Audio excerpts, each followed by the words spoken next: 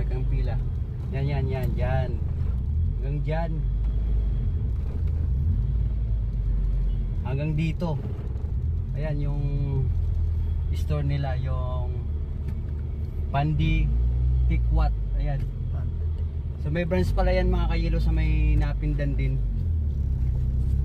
Sa may Tagig. Dadaanan namin yung isang branch nung Pandi Tikwat na yun. Dito sa may Tagig, Napindan. Malapit sa Petron. Puntang Napindan, tingnan mo. Yan.